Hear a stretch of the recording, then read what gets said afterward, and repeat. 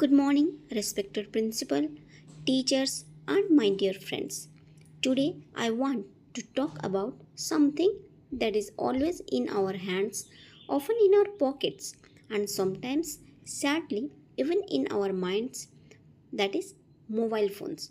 Mobile phones were made to connect us, but somewhere along the way they started disconnecting us from ourselves, from our families, and even from our dreams. Let's think for a moment how many of us check our phones the moment we wake up, and how many of us have missed a sunset, a smile, or a story just because we were busy scrolling. Friends, this is not just a habit, it's becoming an addiction. Mobile addiction is like a trap. It looks harmless, even fun, but slowly it steals our time, our focus, and sometimes even our confidence. We start comparing ourselves to others. We forget to play outside and we lose the joy of real conversation. Let's discuss what are some effects of mobile addiction on mental health. Increased anxiety and restlessness. Excessive mobile use can trigger constant alertness, leading to heightened anxiety,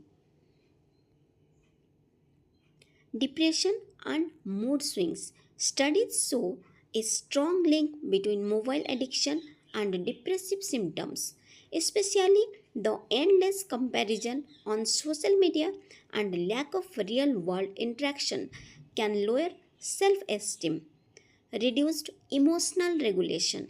Over dependence on phones can hinder our ability to manage emotions. People may struggle with frustration, impatience, or irritability when not stimulated by their devices. Sleep disorders, blue light exposure, and late night scrolling disrupt sleep cycles.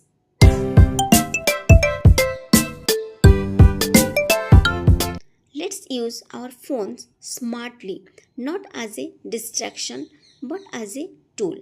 Let's set time limits. Let's talk more, laugh more, and live more offline.